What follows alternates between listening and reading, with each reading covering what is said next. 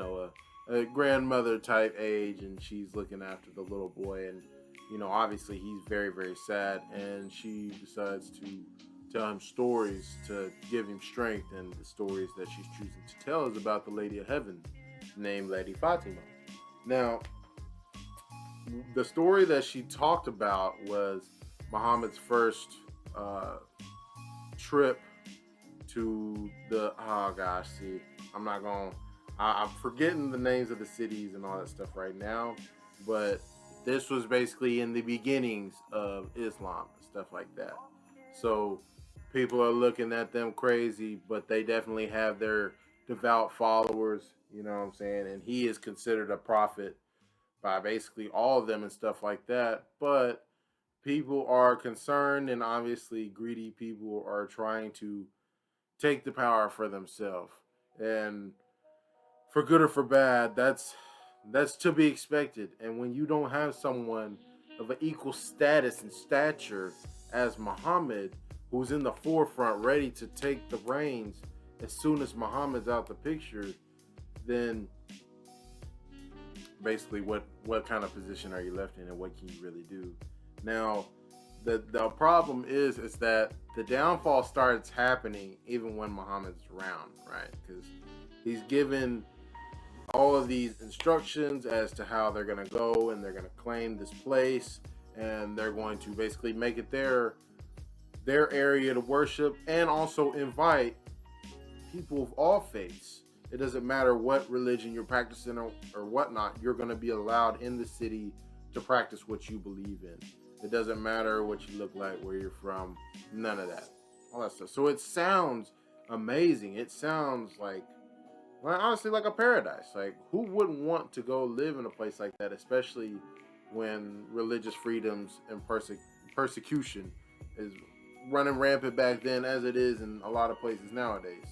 Obviously, he leads them into battle with his basically son-in-law Ali, who is an excellent warrior. I mean, he's the strongest warrior in the kingdom, all that stuff, and he fancies, his daughter and all that, and he blesses that.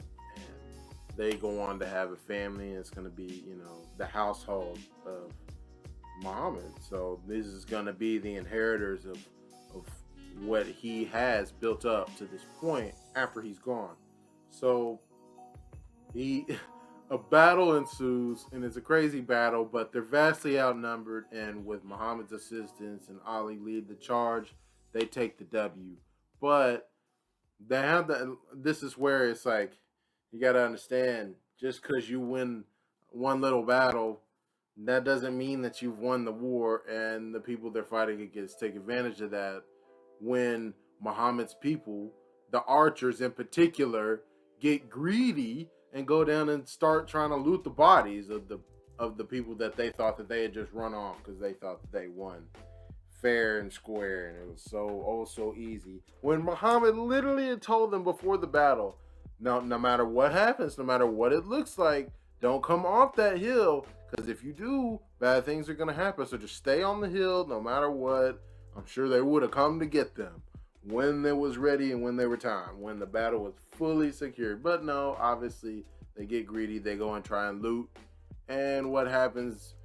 Enemy forces sneak behind the flank and bust their ass and basically decimate all their forces. Ali is hurt, Muhammad is hurt, and people are using that as an opportunity to question just how much God is on the side of Muhammad and his family.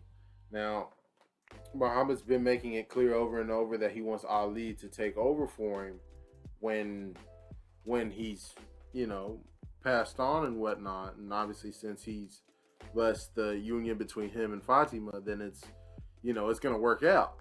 You know what I'm saying? But obviously not, because while Ali's a great warrior and all that other stuff, Muhammad set himself up to be in a position of weakness. Like, let's just be real. And I respect it and I understand it. I honestly do. The path of non-resistance, even in the face of all this horrible stuff, people are plotting on you behind your back. People are being greedy. And even though you're looking out for their best interest, they're basically just doing everything they can to to mess up y'all's situation for whatever the reason, power, greed, whatever. It's just human nature, people being greedy. It's hard to believe in something that you can't tangibly see, even if they seen miracles on miracles happen before. You know what I'm saying? So, and not even to mention all that, but then Muhammad's got a wife that is horribly jealous, and we don't even really get to see her much through the movie, but the one like couple times we see her, she is just on dirt talking about, oh, you love your daughter and her husband and her children more than you love me. Newsflash, no duh. Most granddads love their grandkids more than their wife. And then their daughter. Like, what are you talking about? So that was just that wasn't none of that. That was not what that was about. That was, oh, I was supposed to be placed in such a prominent role, and my father was supposed to have this and this and this, and obviously that wasn't going to be the case, you know what I'm saying, once he parted ways. So she's scheming off in the background to try and stab them in the back, and what does she eventually do? She poisons him, and Muhammad passes away, and this is the moment where Abu Bakr takes control, because Ali was on the back foot, and then also Muhammad's told Ali over and over again, just don't do anything, just wait and be patient, wait for the right moment. And I mean, it just continues. It's just relentless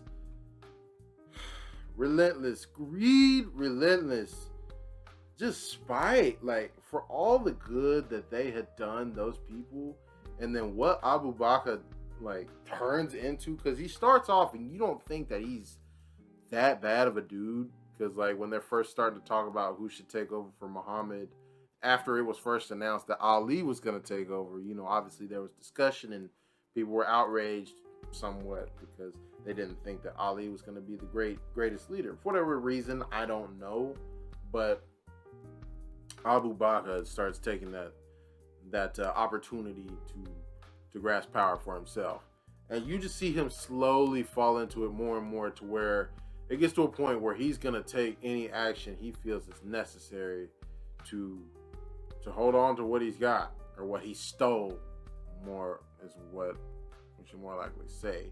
And I do think part of it was an inferiority complex towards Ali, because obviously Ali is an amazing warrior. I mean, he inherited everything that probably Abu Bakr wanted, even though his daughter or whatever was married to Muhammad, and then things didn't fall his way. So it was crazy, because I mean, he had hesitations before, but then he's like, okay, use whatever force necessary to get them to capitulate and get them to, you know, basically bend the knee, because you can't have two people being proclaimed as the rulers of the tribe and all that other stuff. So what are you going to do? You're going to force one to submit. And so they had to do underhanded methods. And I mean, they even went so far as to burn in the house, and they broke in and beat the shit out of the Lady of Heaven. And it's like, it's crazy, because, bro, she lost her child in that event. And I'm sorry, Ali, you're so much better than me, because, yeah, we would have killed that dude. And he was in your hands afterwards, where you could have done something about it. And he was like, you know, if Muhammad didn't tell me to, you wouldn't have ever dared come in my home and do this. So, but I like I said, like I was saying before, I get it and I respect it. And that just goes to show you that in the end, that type of approach is actually the best, because that story is going to persist on and live way longer than if you were just to fight back and have the normal reaction. That's a human response. And they weren't trying to glorify them in particular ways. I saw the disclaimer or whatever once the movie started. But you could tell their personalities, some of them were more flawed than others, and mostly that was Ali at first, but being well, number one, the Lady of Heaven was just, she was literally like a saint, dog. Like there was nothing or no action or thought she had that wasn't for somebody else. And so that was pretty cool how that came full circle, and why that was so important of a story to be told by the end. But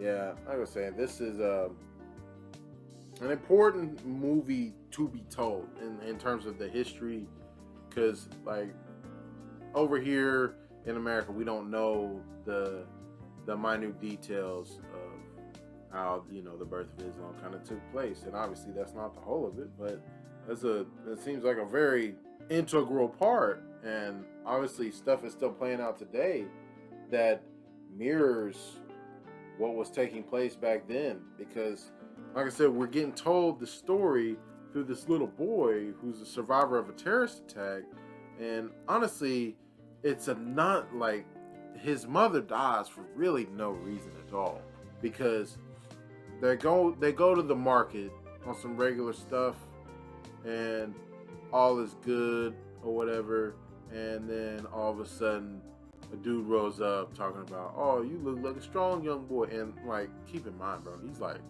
he must be like eight years old or something like that.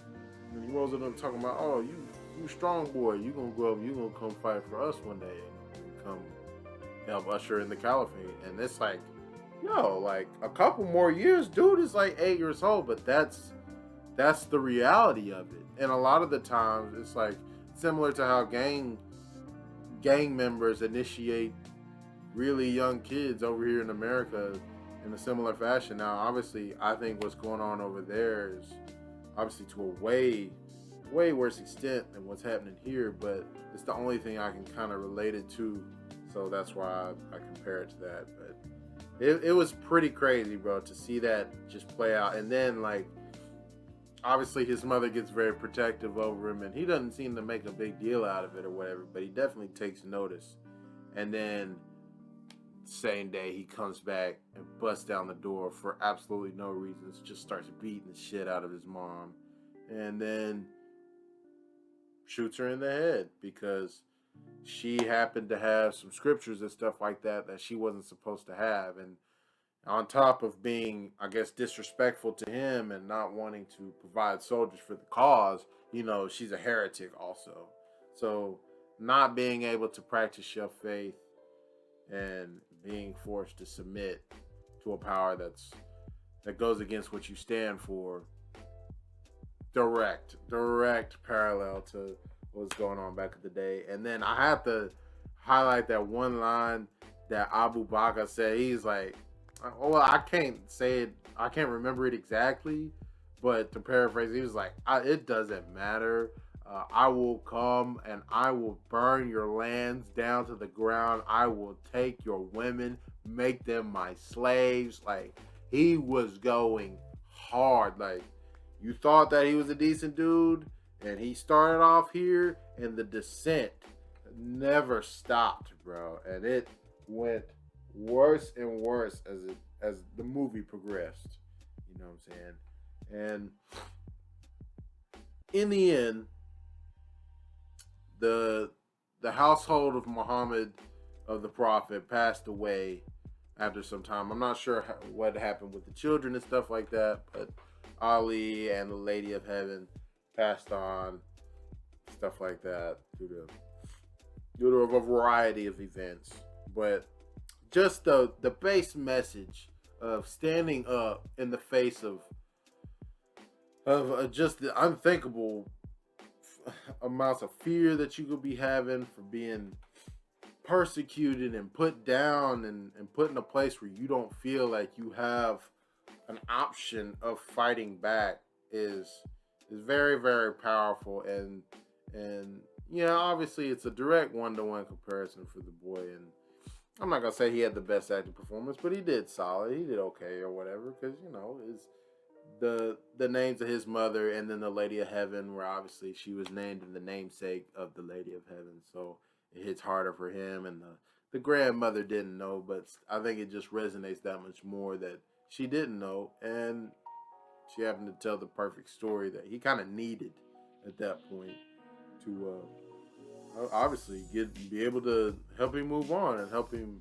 understand what he's supposed to take from it and how he's supposed to keep moving forward and stuff like that. And it was also a great moment between him and his little friend, who you see in the very beginning of the movie also, before the terrorist dudes roll up, because they're just playing and kicking the ball around and stuff like that. And then clearly you find out that his friend has been pressured the exact same way this entire time.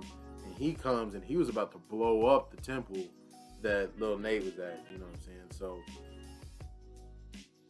it was that was a good scene.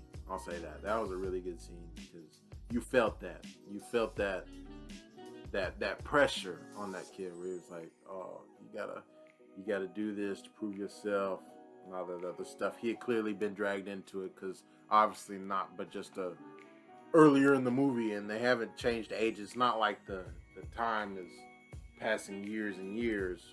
It's just obviously very quickly he's been dragged into something that he's not trying to be a part of. He's not that kind of kid.